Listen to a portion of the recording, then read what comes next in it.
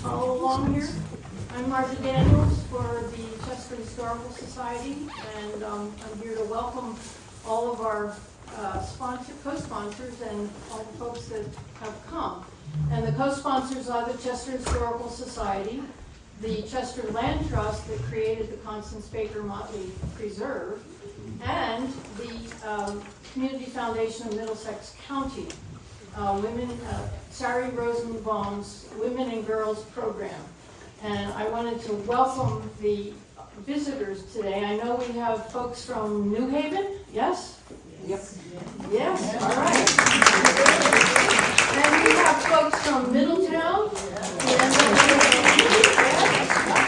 We have folks from Farmington, the Hillstead Museum. And of course, we have our Chesterites. There may have been a few other towns in Connecticut that I missed. Yes, Stonington. yes, of course. Yes, another Freedom Trail site. Meriden, yes. Anybody else?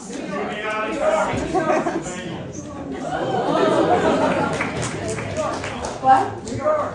New York, of course. Anyway, I wanted to say welcome on behalf of those who organized this, and we're very happy to do so. It is a happy day. It is really a happy day, and we don't get too many days.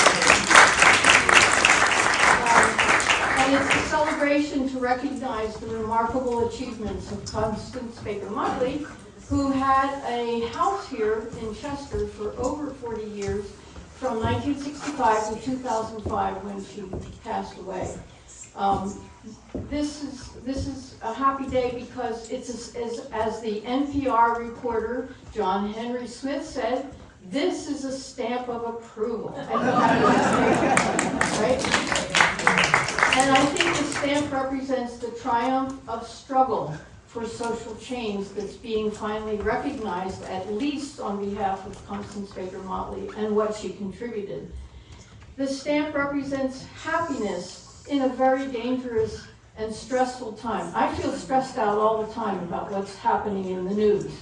And it reminds us that there were other dangerous and stressful times, one of which, of course, Constance Baker Motley spent over 18 years litigating in the Deep South for civil rights. And we think of our time as, the most awful, but I assure you, she would argue with you and say that what she went through and the people who were part of the civil rights movement had equal, if not more, stress. And so when we look at the Black Heritage stamps, we need to think about the times that they occurred in or that they represented. This stamp reminds us that it's possible to take 2 steps forward and only 1 step back. Not 1 step forward and 2 back. What this represents is that there has been great progress and great change with Constance Baker Motley's efforts, along with many others in the civil rights movement and other places in her life. This is why the Black Heritage series is so important, and I'm sure our speaker for the post office is going to talk to us about that. The Black Heritage stamps are issued during Black History Month in America, and I think we really have to say that we owe a debt of gratitude to Carter Woodson, an eminent Black historian who started the movement for a Black History Month, which we've had since 1976, but he started trying to make it even just a week back in 1921. So it took 50 years to get it to a month. And why this is important is because we have to learn from history. He wrote, and this is a beautiful quote, and it applies to everyone, "Those who have no record of what their forebears have accomplished lose the inspiration which comes from the teaching of biography and history." Carter Woodson said that. Constance Motley lived here in Chester for 40 years, as I've said, and few knew of her accomplishments. We just knew her as the judge from New York. She helped found the Chester Historical Society. Only after her death did we begin to learn about what she had been all about in her life, her long life, that's shown on that pop-up exhibit, the 4 stages of her career. Also in this panel, contributed by Connie Royster, her niece, from the Q Center, right? The Q House in New Haven. This is a permanent part of the permanent exhibit on Constance Motley in New Haven. She brought it to us to share. I urge you to take a look at these exhibits. But every town in America from now on will know who Constance Baker Motley was forever.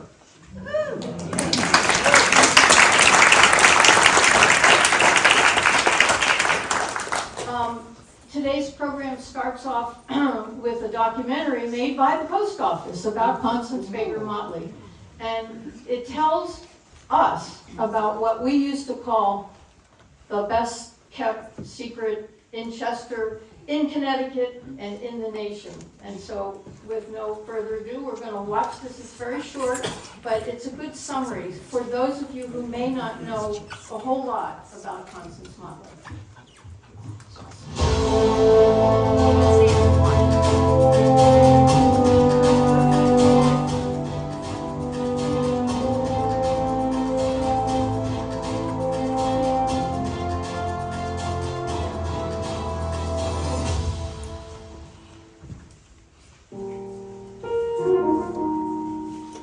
Constance Baker Motley. You may not know her, but you should. Constance Baker Motley is a giant in civil rights law. She was called the Civil Rights Queen in her time and was very well known, and yet Americans today know her far less than they should given her significance. She is one of those lawyers who made it possible for Americans to gather together, to attend schools together in the way that we're accustomed to today. There is not a woman civil rights lawyer today in this country that doesn't owe a great debt to Constance Baker Motley. She literally broke the mold. She did it all. It kills me that so many people in this country don't know who was the person who opened the doors to segregated Southern universities. It was this woman. She is inspiring. She was amazing, and I'm so glad that the Postal Service, through the stamp, will help generations of Americans come to know Constance Baker Motley.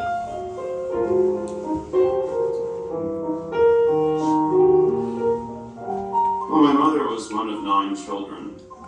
Her parents were immigrants from Nevis in the West Indies. They came through Ellis Island with lots of other immigrants from around the world around 1907. And they settled in New Haven, Connecticut. And her father was the steward at the Skull and Bones Club at Yale, one of the secret societies. She didn't have money to go to college, but she was very active in the community, and she gave a speech to a community center board about why a community center was not being used by the community, the Black community. And the philanthropist who built the center heard her and said to her, "Why aren't you in college?" And she very honestly said, "Because my parents cannot afford to send me to college." And she did tell him, "I want to be a lawyer." And he said, "I don't know about women being lawyers, but if that's what you want to be, I'll send you to college to be a lawyer, and I'll also send you to law school." And he did send her off to college. First she went to Fisk University for 1 year, but when she crossed the Mason-Dixon line and had to leave her train car and be hustled to an all-black train car was her first experience, and that was just beyond her comprehension. And living in a community where it was Negroes only and whites only was not something she could really put up with. So she only stayed at Fisk for a year, and then she transferred to NYU and finished quickly. She finished in 3 years, and then she went to Columbia Law School. While my mother was a second-year law student at Columbia, she got a part-time job working at a little legal storefront known as the NAACP, National Association for the Advancement of Colored People, and working for a young lawyer there named Thurgood Marshall. She worked as a lawyer alongside Thurgood Marshall to change our country, to change our society, by working on cases like Brown versus Board of Education, the 1954 case, which is one of the great cases of constitutional law that made it unconstitutional to segregate students by race in public schools. It was really an apartheid country prior to that, where separate but equal had been endorsed by the Supreme Court in 1897, and it wasn't until 1954 that that was overturned. And then, even though segregation in schools was overturned, it had to be done, as the court said, with all deliberate speed. So cases had to be brought individually, every case in the South. And so she argued many important cases in that effort, the most important ones being, I would say, the case to admit James Meredith, the University of Mississippi, and then Charlene Hunter and Hamilton Holmes to the University of Georgia, and Harvey Gantt to Clemson College in South Carolina. Those were probably her most prominent cases, but there were hundreds of cases over the years. She also was a path-breaking politician in the state of New York, where she was a New York State Senator and ultimately Manhattan Borough President, where she had tremendous power over the budget of the city of New York. It helped shape and improve New York City in ways that present generations are still profiting from. And then finally, in 1966, President Lyndon Baines Johnson, who of course was a friend of the civil rights movement, appointed Constance Baker Motley to the federal bench. She was the first Black woman to be appointed a federal judge. I remember being at the federal courthouse where my mother was sworn in as the first woman judge in the Southern District of New York and the first Black woman federal judge in the whole country. And I remember a clip of my mother being asked by reporters how she was feeling about this new job. And she said with a straight face, "Oh, I'll have to work very hard to try to keep up with the men." And I think there are people who heard that and thought she was serious when she said it. She wasn't serious at all. She had argued 10 cases in the Supreme Court as a lawyer. She won 9 of them. The case that she lost, the court reversed itself on 20 years later, thus perfecting the record of really 10-0, which is not bad. When it came to an assignment like Judge Motley, to do a little bit of research on it, but remembering some incredible footage of her going down south, her bravely confronting racism and hatred and danger, it was like, I have to do her justice. I have to represent in my art something that at least expressed for myself how much I honor and appreciate what she's done for our country and for the world. It wasn't pressure, it was more like, play a little word, do her justice. On behalf of the 640,000 women and men of the U.S. Postal Service, I am pleased to present the 47th stamp in the Black Heritage Series honoring civil rights pioneer Constance Baker Motley.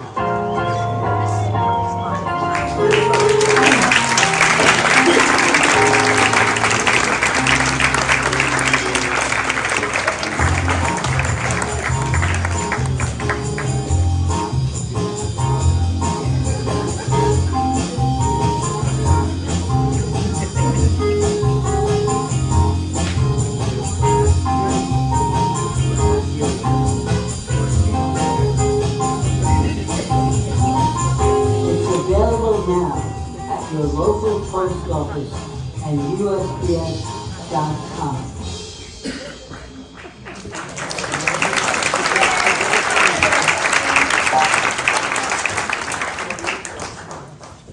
Let me just say two things. Number one, when the contractors to find the photo that they were going to get the artist to draw from came to us, we had no idea that they didn't just pick a photo and make it the stamp. No, they had to have an artist that rendered the photo. And so it was with great joy that we discovered what they had done. And this is the photo that Charlie Palmer used to draw or paint this picture. This is why it's up here. It's not real big, but it's the Associated Press. And we must have sent the contractors or subcontractors probably 40 pictures, and they liked 2 of them.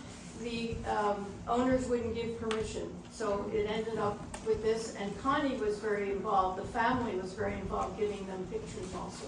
And I think it was at least a 2-year process. Yes? Yeah. Pretty long. Yeah.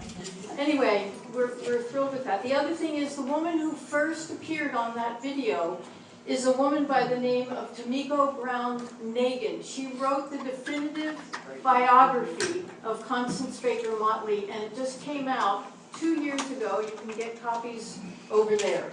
And there's also the autobiography that Constance Baker Motley wrote for herself in 1998, and I learned that she wrote a lot of it in the house on Cedar Lake Road. So it's another really interesting book.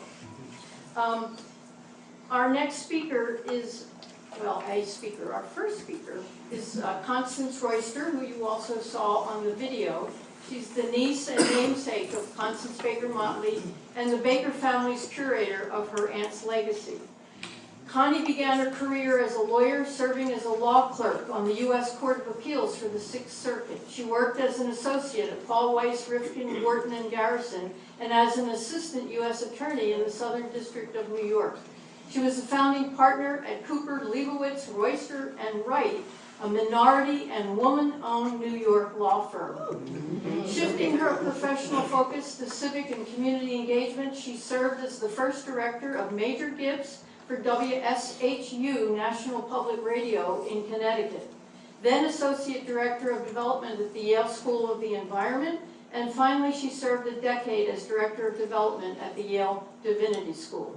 She's been a leader in local, national, and international organizations, including the Community Foundation of Greater New Haven, Fund for Women and Girls, the International Festival of Arts and Ideas, Yale Center for Public Service and Social Justice, and the Federal Bar Foundation. She's also a trustee of the William Casper Graustein Memorial Fund and holds certifications in fundraising, board governance, gender diversity, and inclusion management. Connie holds a JD from Rutgers University Law School and a BA cum laude from Yale University. She was a member of the first group of women to attend Yale College when Yale went co-ed, and is the subject of a book on that topic entitled Yale Needs Women by Anne Martin. And here it is. Please welcome.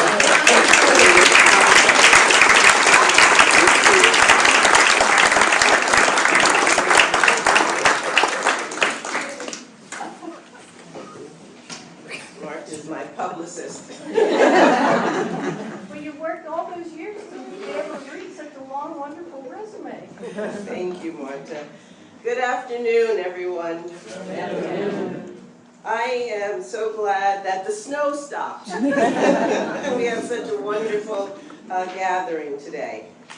It is an honor to be here today in Chester, a place that was very important to my aunt, Constance Baker Motley, and to have a kind of hometown celebration. This is a place where we spent many happy times celebrating family time, but it's nice to be here, right here, to celebrate the Forever Stamp in her honor, the 47th in the Black Heritage Series, that recognizes her contributions to American civil rights and jurisprudence. First, I want to thank the United States Postal Service for getting this going and seeing it to its beautiful fruition. It is such a gorgeous stamp, really, so happy about it.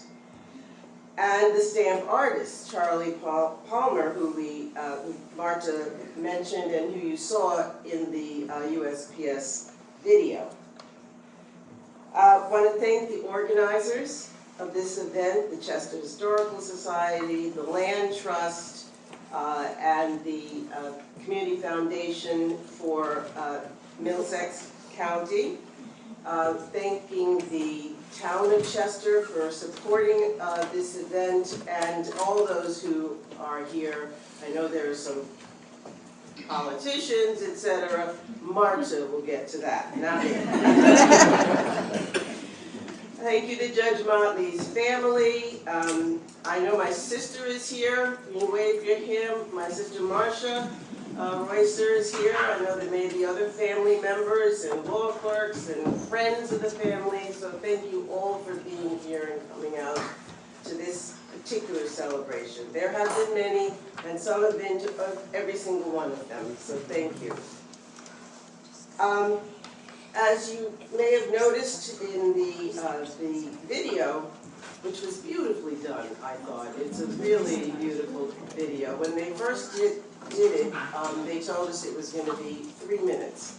It is, I think, the longest video they've done on one of the Black Heritage stamps. And I think it's really beautifully done. You're going to hear a few things repeated, because you know when things are repeated, you remember them. Okay? So, and because she's not well known, you need to hear them again, so you remember them and pass them on. Constance Baker Motley was born and raised in New Haven, and she lived on 3 particular streets in New Haven called Day Street, Garden Street, and Dickerman Street. And then she purchased a house for her mother. Her father had died by then. Her mother and her 2 siblings who were without spouses and families in New Haven at the time, University Place. You heard that she was the 9th of 12 children. And what's interesting about the houses that she lived in and the house that she purchased is that they were all within walking distance to the center of family life, and that was St. Luke's Episcopal Church. They were also very close to the center of social and economic life, and one of those places was the Dixwell Community Center, also known as the Q House, the Dixwell Q House. That was central to the center of Black life in New Haven, particularly in the 30s and 40s. Going into the 50s, it had some downturn in the 60s, but it has had a phoenix. And but in the 30s and 40s, it was central to life in the Black community of New Haven. And it became more so because of Connie Baker. Connie Baker had graduated from Hill House High School in New Haven with honors in the class of 1939, but there was no money in her family to go to college. She was very bright and very well spoken. My grandfather, as you heard, was a chef. My cousin called him a manager. He was a chef. He was a chef at Yale in various places, but most particularly at the famous Skull and Bones Secret Society. My grandmother stayed home with the children, 13, 9 lived to adulthood, and she was the place where new arrivals from Nevis and St. Kitts landed They slept on the sofa, they slept on the floor, she fed them. And she was really the center of welcome for the new immigrants to New Haven. Both my grandmother and my grandfather immigrated to New Haven from Nevis in the West Indies. And Nevis and St. Kitts immigrants migrated really to New Haven. You know, once one comes, lots of folks come to the same place. And we had a ton of relatives in New Haven, so we were a very strong immediate and extended family in the greater New Haven area. So after graduation from Hillhouse High School, no money to go to college, very bright. Judge Motley did a few odd jobs. Part of them were from the federal government trying to get young people employed. None of them were satisfying. But she was a community activist on behalf of the Black community in New Haven, and she was an excellent public speaker. Which brings me to why it's also so significant that we are celebrating issuance of this particular forever stamp honoring Judge Motley here in Chester. And this story bears repeating about how she got to college. It was because Connie Baker spoke up at a board meeting of the Q House, then made up of mostly Yale men.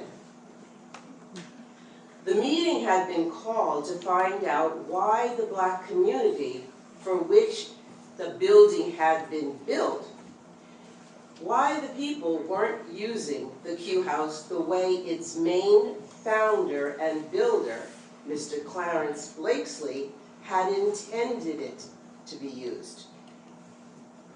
Connie Baker boldly told Mr. Blakesley and the others assembled that the community wasn't being asked why they wanted, what they wanted to be the building to be used for. In other words, she was telling them point blank, you haven't asked us what we want. You're telling us what we want. But it's a community building, and we are the community. So if you ask me, I'm going to tell you. And they got their answer. And it came direct from a very strong, young Black woman. Mr. Blakesley, instead of being annoyed, saw her intelligence, and he called her to his office and asked her why she wasn't in college. When she said that her parents could not afford to send her to college, he said he would pay for her college and her law school, even though he didn't know anything about women being lawyers.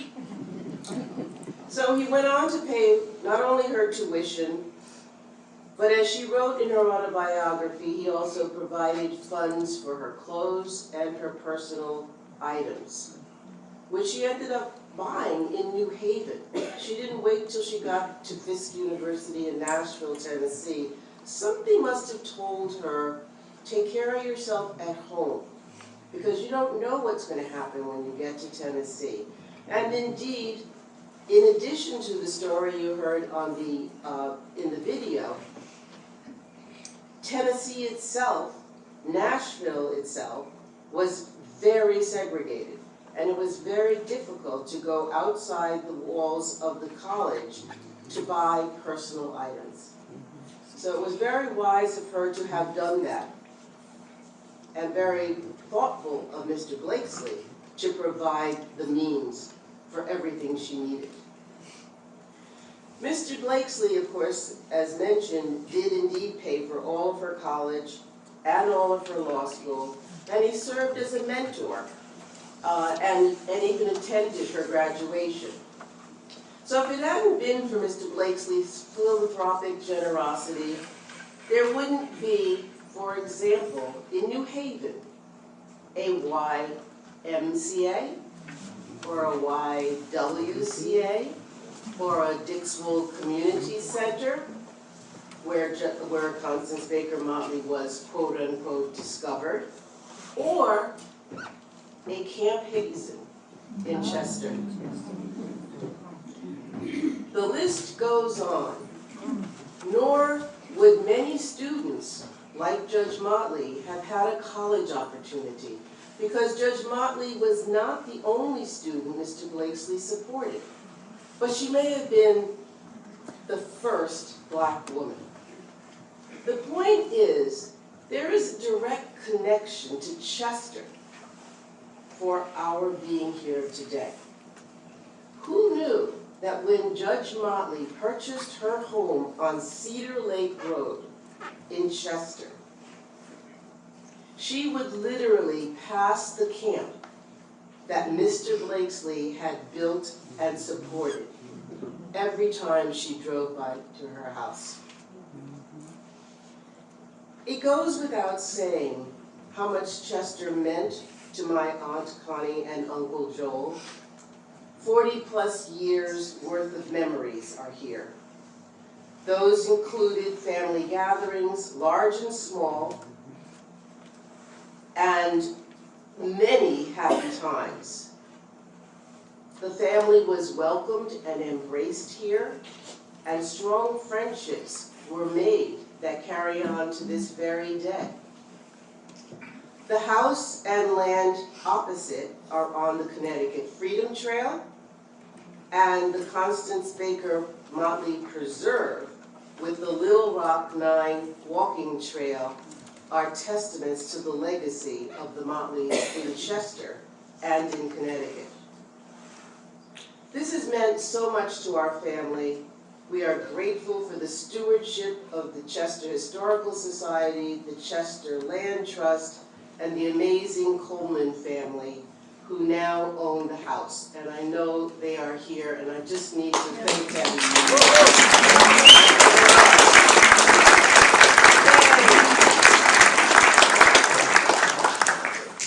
Judge Motley's life was an example to us close-in family, to the larger family, and to all lawyers and others, because she taught us how to graciously accept the kindness and largesse of a stranger, to use all of her talents, and the importance of family, church, education, and being of service.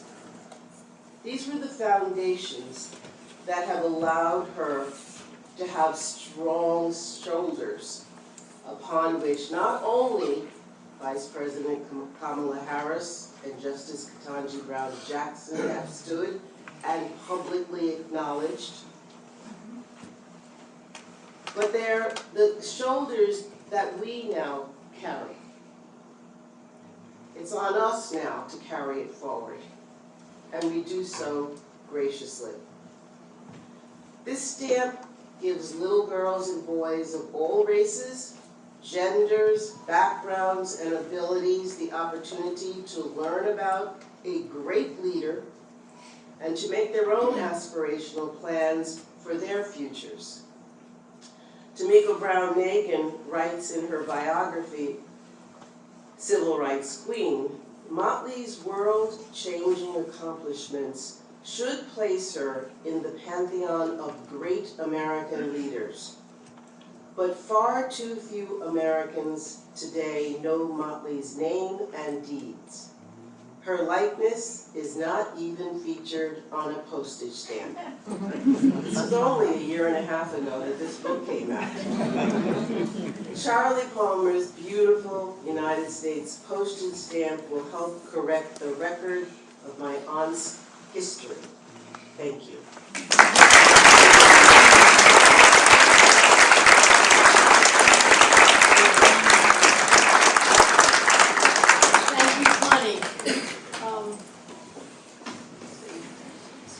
Now in our program, we're going to turn to slightly different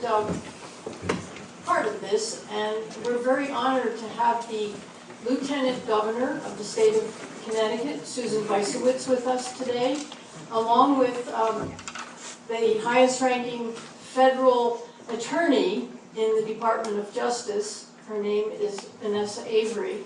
But for this portion of the event, we're going to talk a little bit about the role of the Connecticut, what do you call them, constitutional leaders? Do I have that right? Okay, so I'm going to give you to both Susan Weissowitz and our state representative, Christine Palm, who had a lot to do with what you're about to hear. So.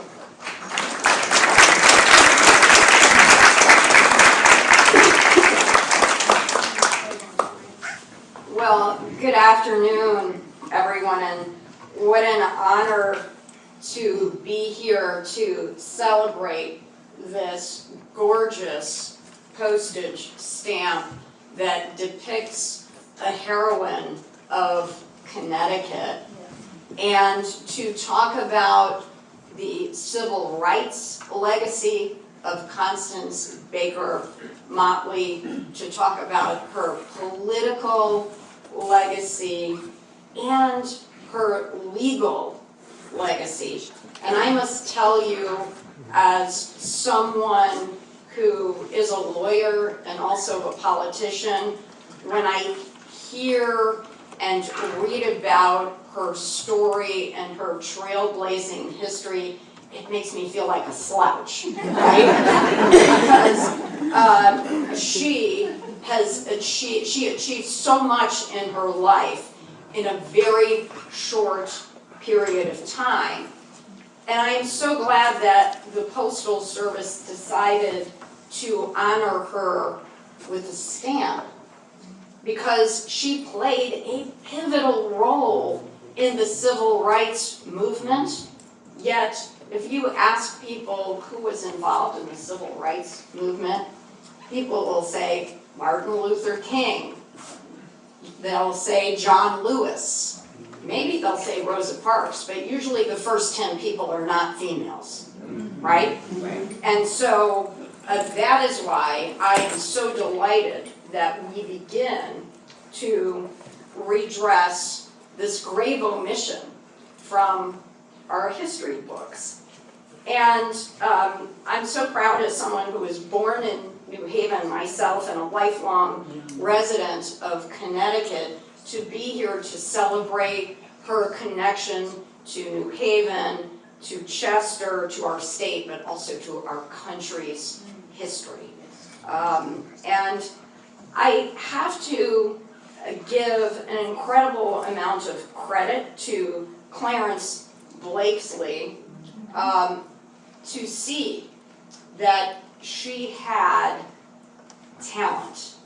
But Constance Baker Motley was a person she was tall, statuesque, she was very well spoken, she was fearless, and she had great presence. And he saw that, and he saw her intelligence. He listened to the argument that she made, and she convinced him. Not just that perhaps they should be doing different things at the Q House, but that he should invest in her education, her college, and guess what? In the 1940s, women were not going to law school. And I know that because my mom graduated from law school in the early 1950s, and she was one of 2 in her class at UConn Law School. So Constance Baker Motley went to law school and then decided that she wanted to make change, she wanted to be involved in social justice issues, and she went to go see Thurgood Marshall. And he agreed to take her on. There weren't any other women lawyers at the NAACP at the time. And we all revere Thurgood Marshall, but he was someone who was part of his time. And there's a great moment in that book, Civil Rights Queen, where he talks about where Constance Baker Motley first meets Thurgood Marshall and he says, "Can you stand up on that ladder so I can see your figure?" Can you imagine someone doing that today, right? But that's what she had to deal with. Fortunately, she persevered, and Thurgood Marshall realized very shortly that she was a talented woman, a talented lawyer, and she not only argued 10 cases before our United States Supreme Court, but she assisted in 60 cases that reached the Supreme Court, and she was the first black female lawyer to argue a case at the Supreme Court. Can you imagine the pressure, right, on you in doing that? And imagine what it must have been like to have to go to the segregated South, not be able to stay in a hotel, have to find places to stay where civil rights supporters would put her up in their home, and then have to go out every day, not be able to go to a lunch counter for lunch, right? Figure out a way to get lunch when the court was having a break. And people were so amazed that this stunning black female lawyer was actually in these southern courthouses arguing cases that people just went to court to watch and to listen and to take in this spectacle of an incredibly intelligent woman arguing that we should integrate schools, parks, lunch counters, public spaces. And Thurgood Marshall also put her on the front lines of these cases because it was dangerous. It was dangerous. People threatened the lives of civil rights lawyers. So he figured, if I put this woman out on this case, this incendiary case, Meredith versus Fair, this is James Meredith, who had the audacity to want to go to the University of Mississippi, he figured, you know what, it'll be safer because people will be less likely to harm her than him or some of the other male lawyers at the NAACP. So imagine that, putting her out there, figuring much safer, put the female lawyer out there and let her be the one to argue these important cases. And despite all that pressure, over the course of almost 2 decades, she was incredibly poised. She won those cases. She worked on cases that ultimately helped to desegregate our country. There is no more legacy that is more powerful than that. What an incredible life. And then, and this is where the female politicians are completely amazed, right? In 1964, she becomes the first African American woman elected to the New York State Senate. Well, in my day job, I preside over the state Senate, where today in Connecticut, we do not have female representation in our state Senate. And imagine that in the state of New York, being the first black female state senator, and imagine what that must have felt like to do. And then the next year, in 1965, she becomes the president of Manhattan Borough, also a first. Imagine that. And then in 1966, like every year there's something trailblazing that's happening. She gets appointed by LBJ, Lyndon Johnson, to the federal court. And there was some talk that perhaps she should go to the Second Circuit Court of Appeals. That didn't work out, but she became the first female federal district court judge, first black female district court judge. This is just incredible, trailblazing monumental moments that happened, one right after the other. And her legacy continues, right? She had that political legacy of showing the people of New York and the people of our country that women could serve in elective office, that black women could serve in elective office. You know, this was before Shirley Chisholm in the 1970s. I mean, she really was blazing an incredible trail. And she gets to the federal district court, and somehow cases come her way, and she has the opportunity to advance the rights of women, to advance social justice.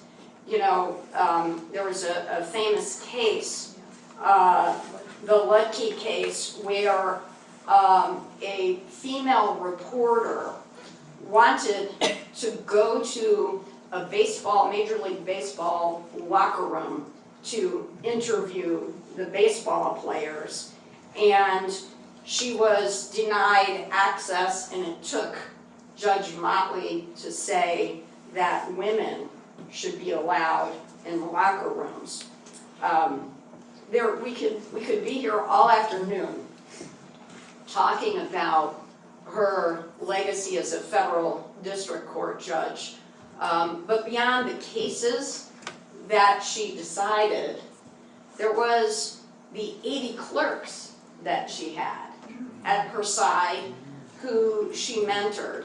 And imagine 80 smart young lawyers who go out into the world after being her clerk and making an impact on their state and our country. And it's very inspiring to know that people like our Vice President Kamala Harris and Justice Ketanji Brown Jackson have cited her example and her being a role model, an important person in their careers. And I hope that now our young people will look to her, now that they know some of her accomplishments, that she will continue to inspire our young people in the fight for equality, justice, and opportunity in our state and our country. So with that, it is my great pleasure to read an official statement from Governor Ned Lamont. Whereas a daughter of Connecticut, Constance Baker Motley, was born in New Haven on September 14th, 1921, and resided in Chester, Connecticut, and New York City, where she passed away on September 28th, 2005. Constance Baker Motley was a distinguished civil rights attorney, New York State Senator, Manhattan Borough Council President, and Judge of the United States Court for the Southern District of New York.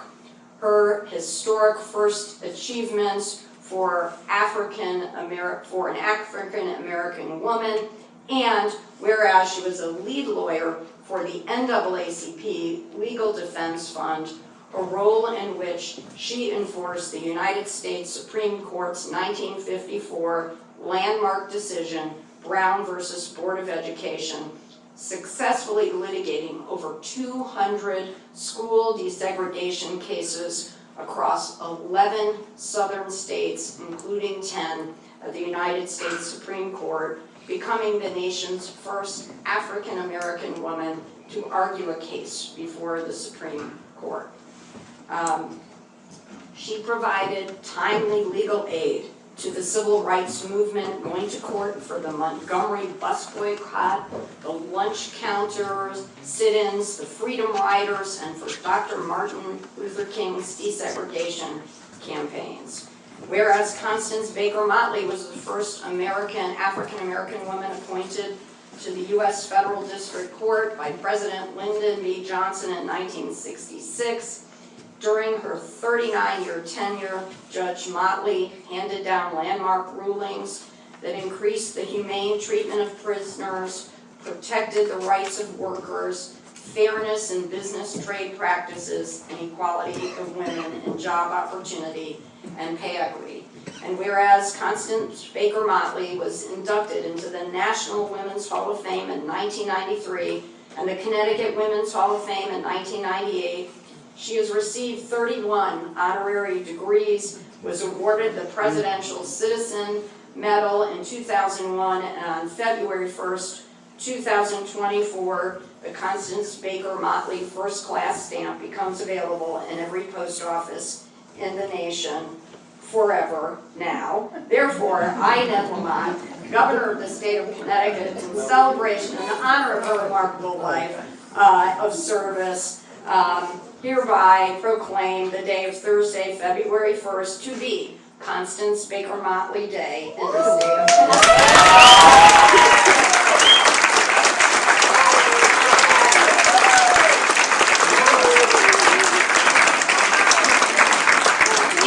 I get to introduce my amazing friend, who we will miss when she leaves us at the state legislature, the voice, the advocate, the tenacious Christine Palm, State Representative.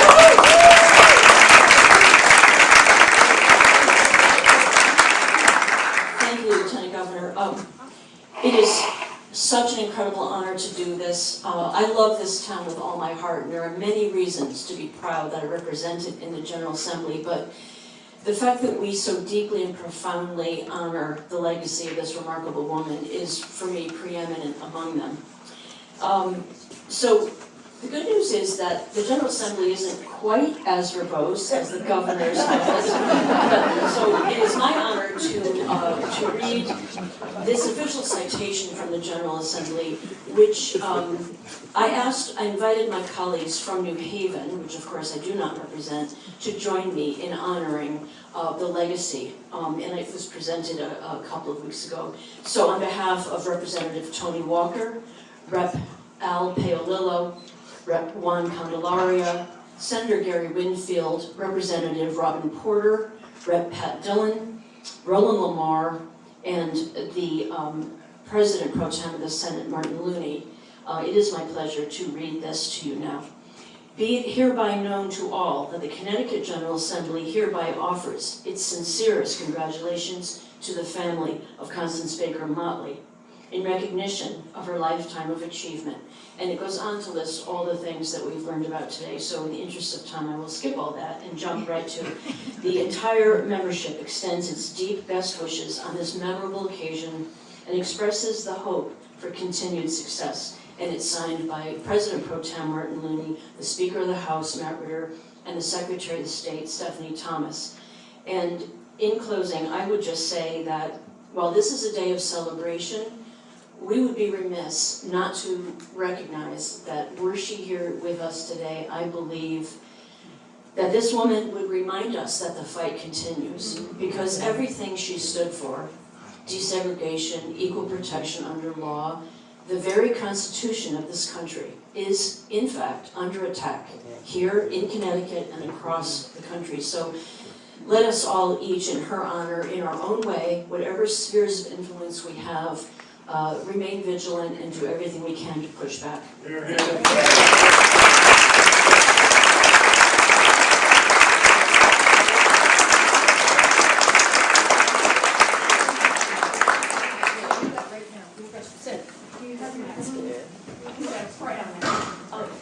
Susan and I have the honor of presenting these officially to the town of Chester, to our wonderful newly elected First Select Woman, Cynthia Ligner.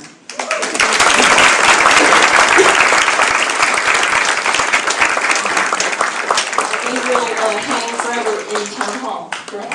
Yes. Hello, everybody. I just wanted to say the town of Chester is deeply honored and appreciative to accept this proclamation and citation to store at the town hall for now, and Marta will direct us to where it will go, and also this beautiful, gorgeous forever stamp will hang in the town hall. Thank you, honored guests. Thank you for coming to Chester. Chester loves Constance Baker Motley. We're deeply honored and appreciative. Thank you.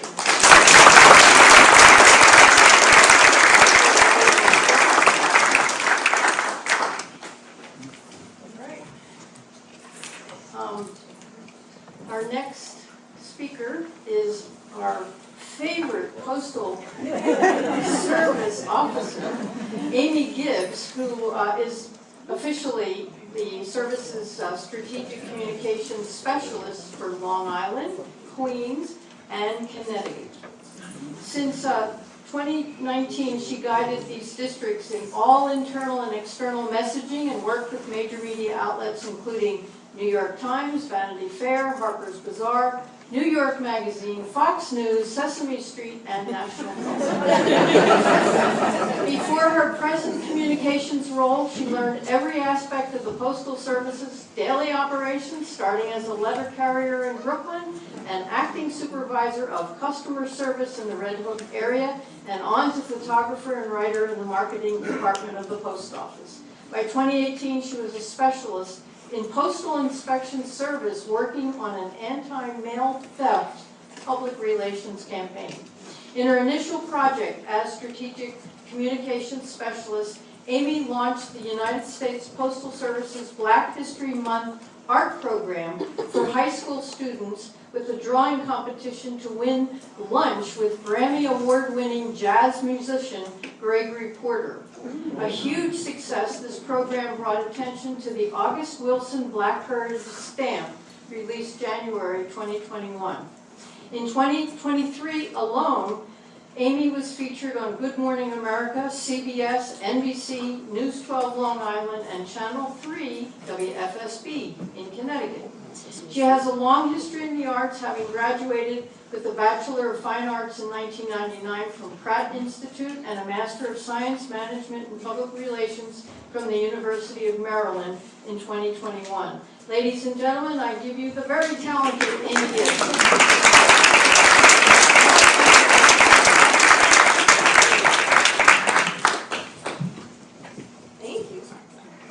Good afternoon, everyone.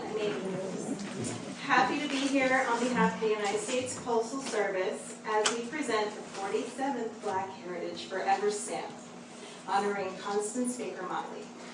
I'd first like to thank all of you for being here, our speakers, our honored guests, customers, community leaders for joining us today, and especially my beloved new friend, Marta Dick. I've had such a good time getting to know. She is just incredible. One of the most important goals of our stamp program is to raise awareness and celebrate the people, places, and things that represent the very best of our nation. That's why I'm proud the Postal Service has the annual Black Heritage Stamps, which shines a spotlight on distinguished African Americans and their educational, scientific, judicial, and artistic contributions to our nation. With Judge Motley, it's hard not to feel this recognition was overdue, for she lived a remarkable life of many firsts. Her first stamp. During Supreme Court Justices Ketanji Brown Jackson's confirmation hearing, she cited Motley as one of her idols, saying, "It's not easy to be the first, but it's an opportunity to show others what is possible." Through her work and her example, Judge Motley showed millions of Americans what is possible and left an indelible forever mark on our nation. The stamp was designed by art director Derry Noyes with a portrait by Charlie Palmer, who you met in the video, based on a photograph from the Associated Press. Because it's a forever stamp, it'll always be equal in value to our current first-class mail 1 ounce press, which I think now is 60.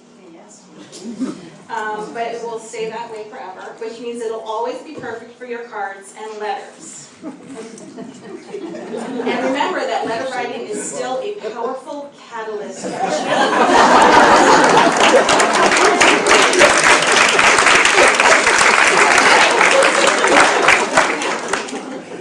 It's available online at USPS.com and we hope at post offices all over the nation. If you have any trouble finding it, I know that it's for sure available on USPS.com.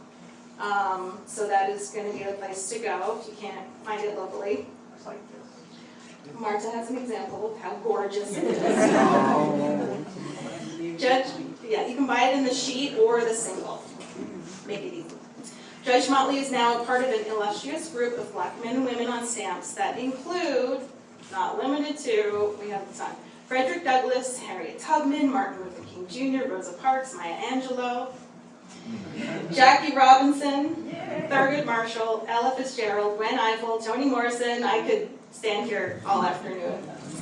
We are so pleased to have you here. Thank you for coming as we celebrate Constance Baker Motley.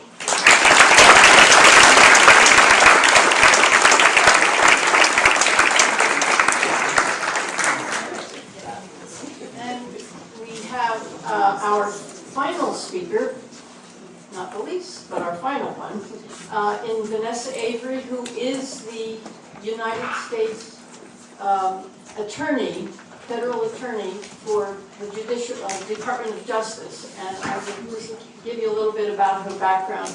I figured that these ladies and many people who are with us today, they have spent their lives working for social justice and change and making a better world. And so they deserve for you to know who they are, because they have earned every one of the accolades that they have built into their credentials and their history. So this is the last one. All bios were absolutely equal in length. So, Vanessa Avery is the U.S. Attorney for the District of Connecticut, nominated by President Biden, confirmed by the U.S. Senate, and sworn in on May 9th, 2022. As the principal litigator for the United States in the District of Connecticut, the U.S. Attorney prosecutes all criminal and civil cases brought by the federal government and defends the United States when it is a party in a civil case. Prior to her current appointment, Ms. Avery served as Chief of the Division of Enforcement and Public Protection in the Office of Connecticut Attorney General. She led litigation and investigations in the areas of antitrust, opioids, government program fraud, consumer protection, child protection, environment, energy, finance, and civil rights. Ms. Avery has served on the State's Attorney General's Litigation Management Committee, the Connecticut Bar Association Policing Task Force, and led the COVID-19 Fraud Task Force in coordination with the U.S. Attorney's Office. She was also an Assistant United States Attorney in the Civil Division in the Connecticut District, prosecuting a variety of complex civil fraud cases, asset forfeiture cases, environmental violations, civil rights, and medical malpractice cases. Ms. Avery was a litigation attorney at McCarter and English, a trial attorney with the U.S. Department of Justice in commercial litigation, and an attorney in the Hartford Trial Group of Cummings and Lockwood. Ms. Avery is a graduate of Yale University and the Georgetown University Law Center. She is the 54th U.S. Attorney for the District of Connecticut, an office that was established in 1789. Ms. Avery.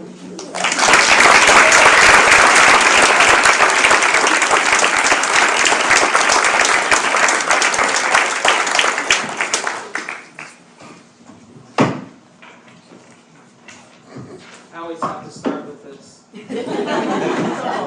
little taller than some of the others. First, thank you, Marta, for that wonderful introduction. Let me start by thanking all of those who made this program possible. And hello to the people upstairs.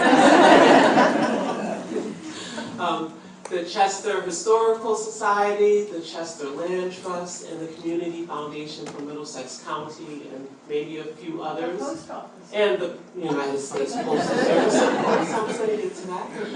I was asked to come here and share remarks that I have shared at a prior occasion, and to make sure that I didn't leave anything out. So, in the spirit of that request, and in the spirit of what you heard earlier, there will be some things that are repeated. But that just means that everyone in this room will leave with lots of information up here. It's been repeated a few times. I want to start first by sharing what I first thought of when I saw the stamp unveiled. And the first word that came to mind is inspiration. That is still the first word that comes to mind when I look at this beautiful rendering of the Honorable, late great Constance Baker Motley. It is just so powerful to me. And so I want to start with that. As you heard, Constance Baker Motley was the first Black woman to become a federal judge in the United States. But she was so much more. And so I want to spend time talking about that. There will be some things repeated, but hopefully some things that you haven't heard yet and that you will take away and keep with you. First, let me start by saying there are people in our lives who inspire us, even though we have never met them. And Judge Constance Baker Motley was one of those people for me. I did not have occasion to meet her in her lifetime, but I feel like we are kindred spirits in many ways. And having the opportunity to hear her niece Connie speak on many occasions now has just really touched me. So I want to start with that. While her parents hailed from the Caribbean island of Nevis, as you heard, Constance Baker Motley was born in New Haven in 1921. And she attended James Hillhouse High School, right in New Haven. And her family, as you heard, also worshiped in New Haven. Even after leaving for college and law school, and to pursue her remarkable career, which led her to New York City for the most part, but also beyond, to the South and many other states, she maintained strong ties to New Haven and to Connecticut and to this community here in Chester. She was married in Connecticut in 2005. She was laid to rest in Connecticut. Her funeral services were held here. And as you've already heard earlier, and with this beautiful video that the United States Postal Service put together, her personal story is so profound, and it really talks about her commitment to community and family. Many of us strive to live our lives with purpose and impact, but Judge Motley took it to the next level. She fully understood her purpose in life, and she pursued it with great resolve. While I have the honor of sharing with Judge Motley the distinction of being designated the first Black woman to serve as United States Attorney for the District of Connecticut, her list, as you have already heard, is far lengthier than mine. Long before she became a judge, she was the first Black woman to attend Columbia University in New York City. She was the first Black woman to attend the Columbia University School of Law and the first to graduate from Columbia University School of Law, which she did in 1946, as you heard. She was also the first Black woman ever elected to the New York State Senate in 1964, and she was the first woman of any race elected as Manhattan Borough President in 1965. But even then, as others have said, she was just getting started. For over 20 years, Constance Baker Motley was an attorney with the NAACP Legal Defense Fund, where she litigated hundreds of desegregation cases appearing in courtrooms around the country, where she was almost always the only woman or the only person of color, or both, to argue there, and likely on many occasions, the first to do so. You've heard about some of the books that have been written about Judge Motley, and some of them are displayed on the table there. I want to share a few quotes from a book that was written by Professor Gary Ford, whose mother, Marilyn Ford, is a first herself in Connecticut. She was the first Black woman to be a tenured law professor in Connecticut.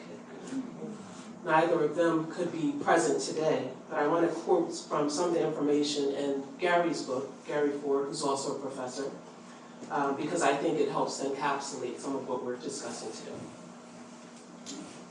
He states in the first chapter of his book, almost all of the work to desegregate public schools, colleges, housing, transportation, lunch counters, parks, and other public accommodations was done by Constance Baker Motley, the only woman lawyer at the Legal Defense Fund, and the only woman who argued desegregation cases in court during most of the civil rights movement from 1946 through 1964.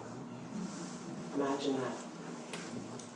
Her agency and action as a key strategist and trial lawyer affected the outcome of the civil rights movement. It facilitated the dismantling of Jim Crow and a segregated society. In addition to writing the briefs in Brown versus Board of Education, she argued 10 major civil rights cases before the Supreme Court.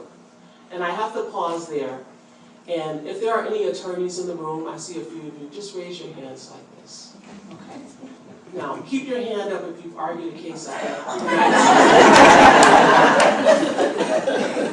Most attorneys dream of arguing one case at the United States Supreme Court in their career. And as you heard, she argued many. She argued 10 major civil rights cases and won 9 of them. And then that one was later overturned in her favor. So wow, how amazing is that? Professor Ford goes on to note in his book that Constance Baker Motley represented protesters who participated in sit-ins and freedom riders who were arrested and jailed for simply riding across the country to test the Supreme Court decision that prohibited segregation in interstate transportation. She secured the right for blacks to register, vote, ride and sit in any vacant seat on any train or bus or other mode of transportation, to be served and eat at lunch counters and restaurants, stay in hotels, go to parks, museums, and other places of public accommodation. She sued and won discrimination in education cases against the states of Mississippi, Florida, Alabama, Louisiana, Arkansas, Georgia, Tennessee, North and South Carolina, Ohio, New Jersey, and New York, and the District of Columbia, and secured the right for blacks to attend formerly all-white public schools, colleges, and universities, including, as you've heard earlier, the universities of Mississippi, Alabama, Georgia, Florida, and Clemson College. I am going to go on. This is just truly profound that one person has had such impact. Constance Baker Motley represented Dr. Martin Luther King Jr. and helped maintain support for the civil rights movement. Through it all, she endured physical threats and encountered hostile mobs.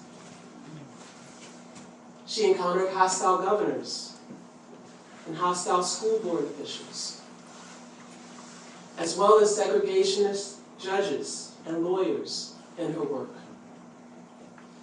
In Mississippi and Alabama, black men with guns surrounded the house she slept in to protect her. Imagine the courage and tenacity it took for a woman to do that, especially then.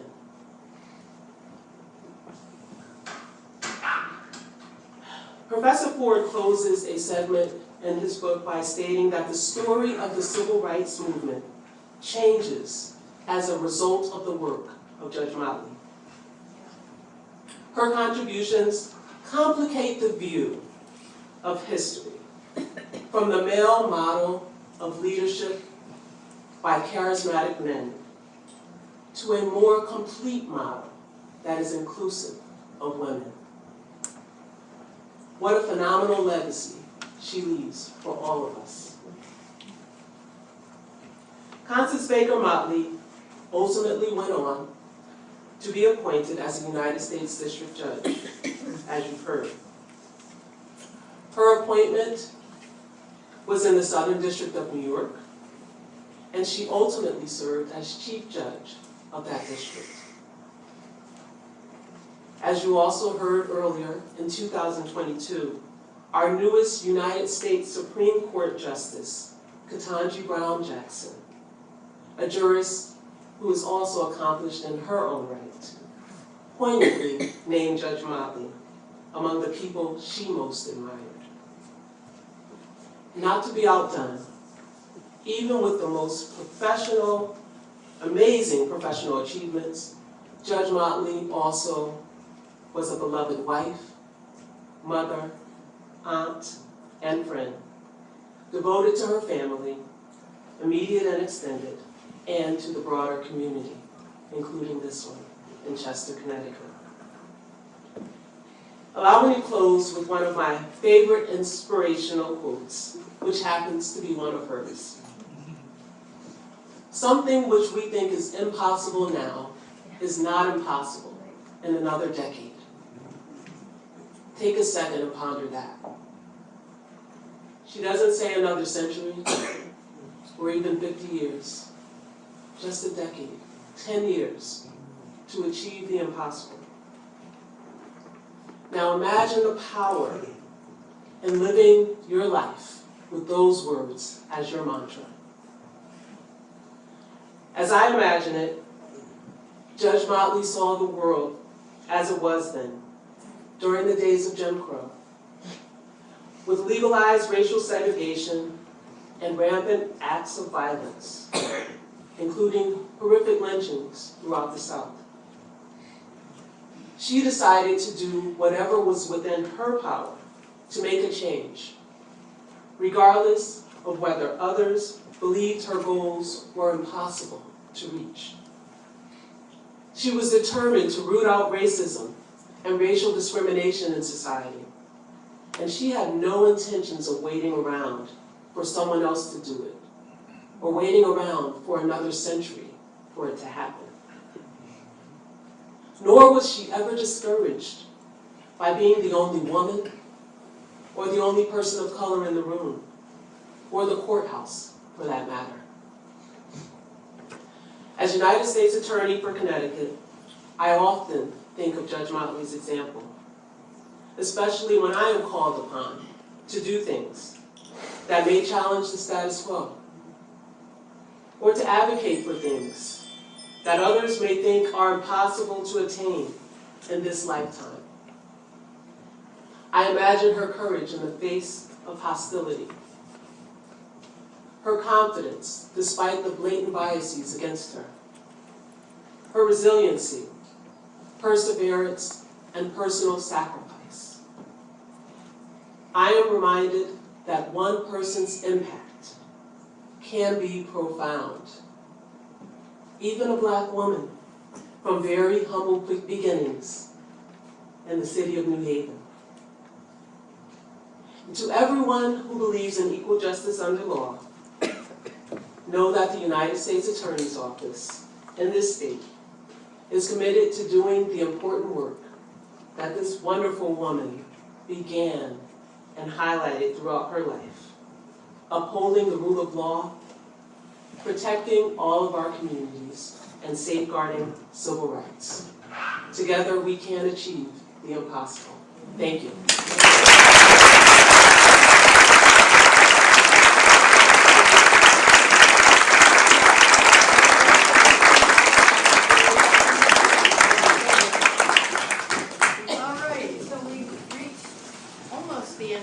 We're going to have questions and answers, and I've invited Cynthia Clay, who is the CEO of the Community Foundation of Middlesex County, to help me field these questions. I hope you have thought of some of them. I know there are people who may not have known that much about Judge Motley, but we're glad you're here. And we have our speakers who will be glad to answer any of your questions. And while you're thinking of your questions, I'm going to give a little special gift that actually Jenny had the idea about, and that is, this is a First Day cover stamp from the town of Chester. We've seen them from New York, we've seen them from New Haven, but this is special from Chester, and I have enough to give to everyone here in this first row. This is for Amy. Wow. This is for Connie.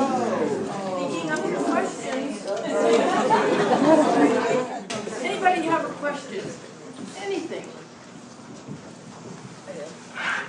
Yeah, I'd like to hear more about her childhood and what led her to become so successful. Could you repeat that? Yes, I'd like to hear more about the judge's childhood in the earlier days, what any family members might remember some stories about their childhood. All right, so we'll give this to Connie. So she grew up in a big family, right? And she was very studious. But we also had a lot of extended family. There were always people in the house. But she sometimes would often just did her thing reading. The church was very important. She sang in the choir, even though she claimed she didn't have a good voice. It was important to the family that church was very important. She got dressed. She writes a lot in her autobiography, and I believe there are some copies of her autobiography available to purchase. Is that right, Martha? This is what they look Okay. like. She wrote a wonderful autobiography to really preserve her story for us and for the world. I mean, because she talks a lot about what it was like litigating those cases, but she also talks a lot about the history of our family.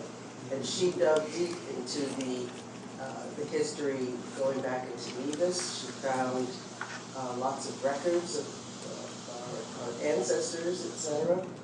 But it's a very close family upbringing, centered around the church.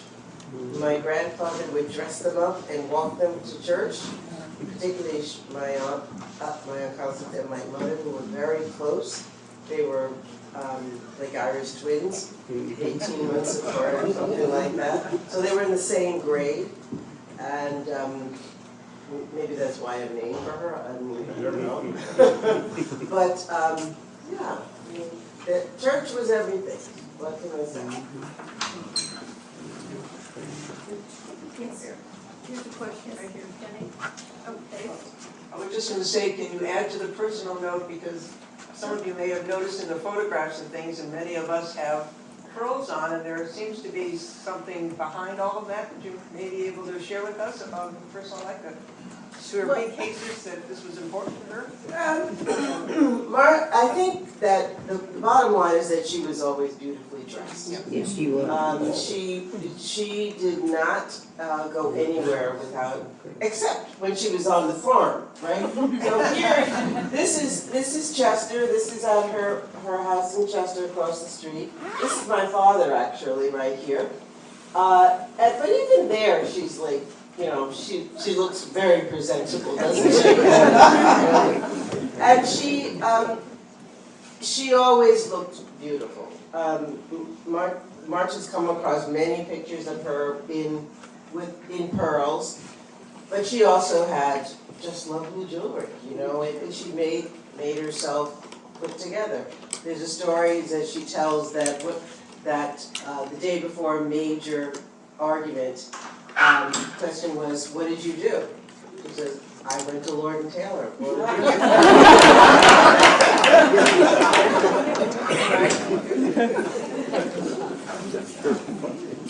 Thank you. Hi, Constance. I'm Mrs. Faye, and I mentioned earlier that our president, our Connecticut State NAACP president, Scott Esdale, is actually a relative, a descendant of Constance. Yes, related to you guys.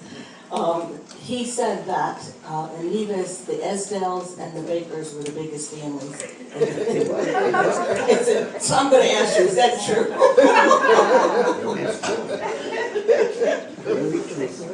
Oh, you're going to try to start a fight.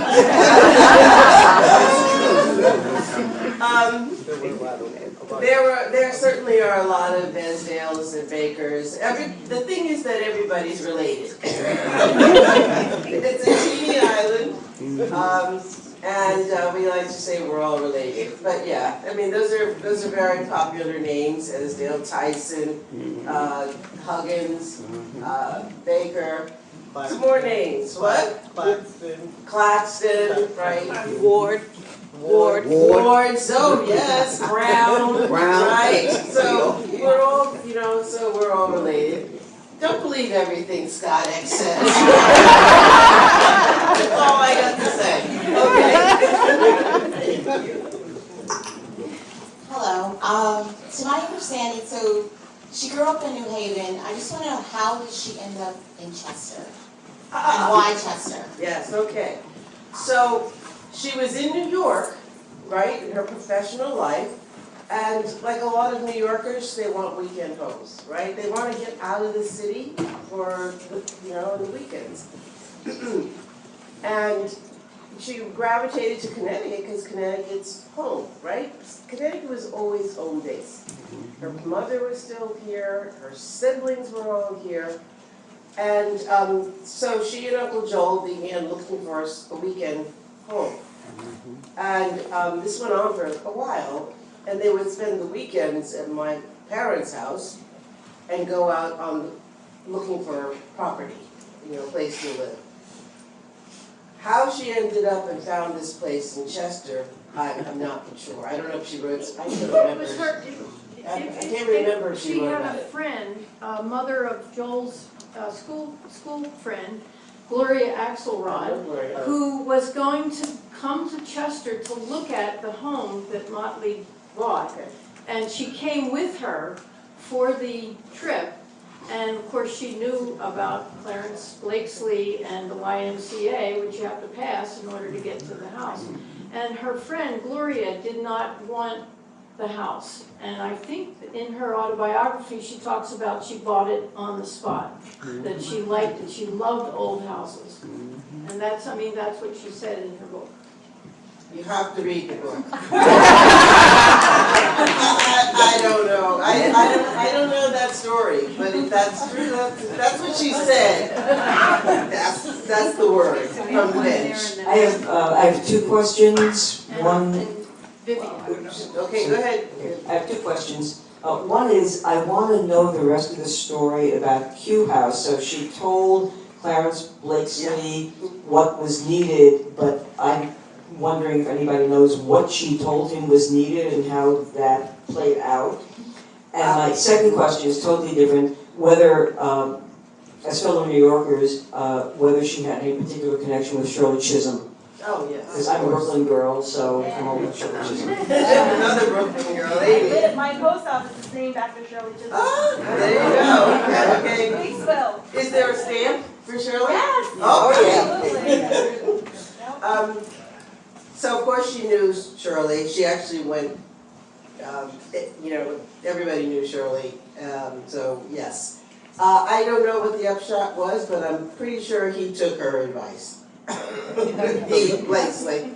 I don't know what the specifics were, but that's something for a student in here to research. I see some students. I just have a question, why is Forever crossed out? That's for this. He would like to. Copyright. Are they all? The ones without Forever are deep in the vault, so this is the one they sent us for the print. We can get the one without the cross, but they have to dig it out of. It's not all the stamps. No, it's, if we present stamps to the media or for events, usually the Forever's crossed off because it's not the actual stamp. Yeah. It's not that it's not Forever.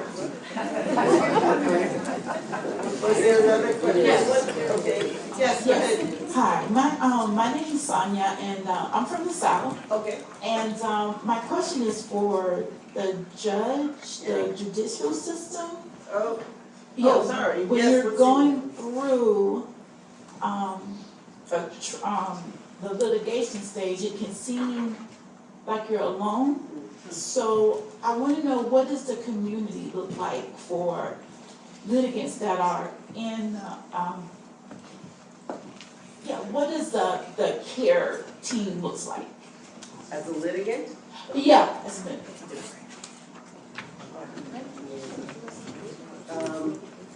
So if you're a litigant and you're asking about The what's your process. support? Yeah, What's your that's support? support, right. What, are you talking about her cases back then? No. in general? Well, Okay. yeah, hers. So if you're a litigant, you have a lawyer, right? And your lawyer should be providing you with that kind of support. I mean, this is all hypothetical, right? In her instance, she talks about, you read her book, she talks about what it was like being the lawyer to James Meredith. And it was very difficult for him because being a litigant is hard. It's really hard. And she was very much a support for him, and she tried to do, to get him all the support he needed also. So being a litigant is, first of all, it's a hard decision to make because it's so difficult to be a litigant. And then once you're in the trenches, it's 24/7 for as long as the process goes. It could be years, it could be decades. So if what about is pro se? So pro se does not have an attorney. That's So right. what does that care team look like? I want the attorney, judge, what does that look like? Is there community care that's out there? There's really not, if you're on your own, you're kind of on your own, but you gotta make your support team around you. Find your support team, maybe legal aid, maybe a process, figure out who out there can be part of your support team. You can talk to me afterwards, okay? Thank you. Other questions? Yes, Marcia, thank you. Sorry. I wanted to ask if anybody knows any of the civil rights leaders who might have come to Chester and met with her in the home, and if so, was it sort of a private meeting? Did they come into the village? How did that go? And before anybody answers that, I forgot to say, I'd like to give a round of applause to Marta and the Historical Society.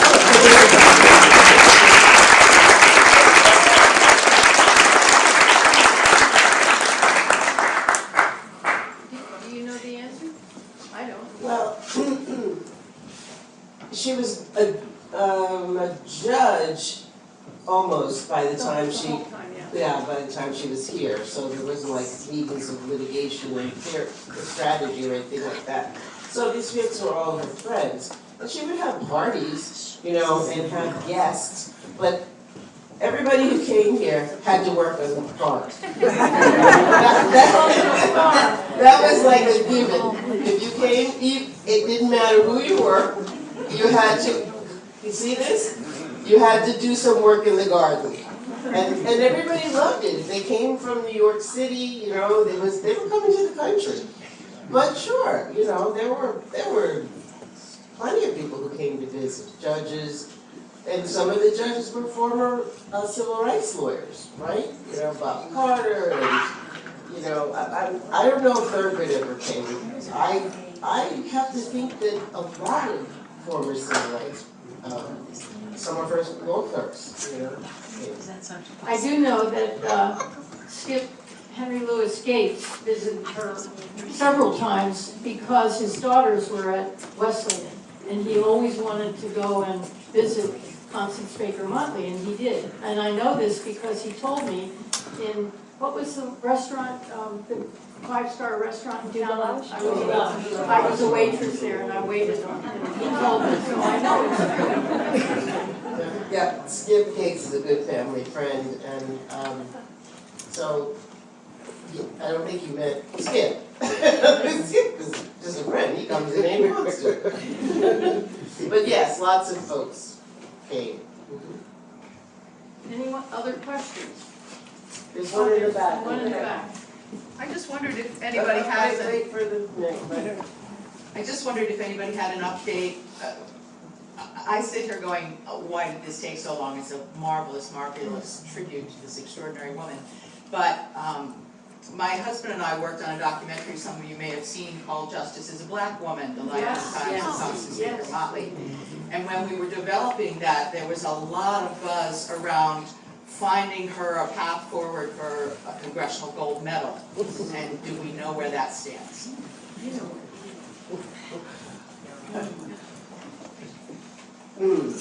See? It stands nowhere.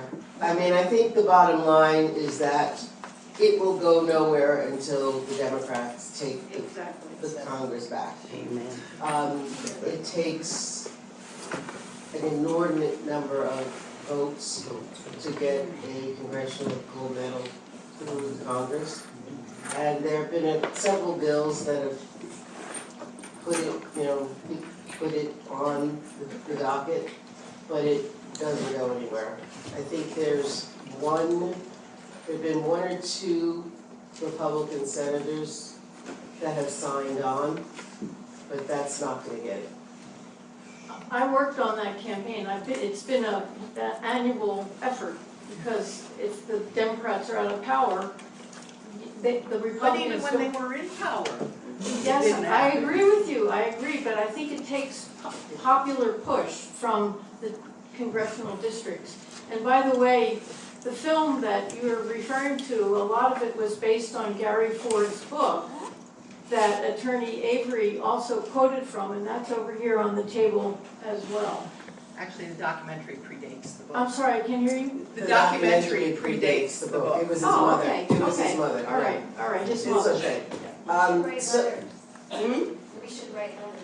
Yes, there was, yes, that's right, we should write letters and put the Constance Baker Motley stamp on it. It is a huge effort because it takes like 70 votes in the Senate, that's, or something like that. That's a high threshold. That's a very high threshold, no matter what the Senate, I think that's the right number, but anyway, just keep trying. Don't give up. Nothing's That's impossible. right. Don't 10 give up. years. And actually, I'm so thrilled that we have this stamp. Yes. I mean, this is what people are going to know and see forever. And the Congressional Gold Medal, I mean, I'll get one and Joel will get one and Who's gonna see it? and that'll be that. Marta will want it for the museum.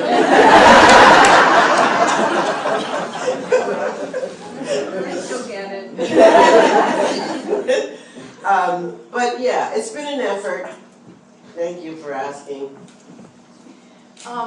There are refreshments here. If anybody has any other questions, let me know, but please help yourself.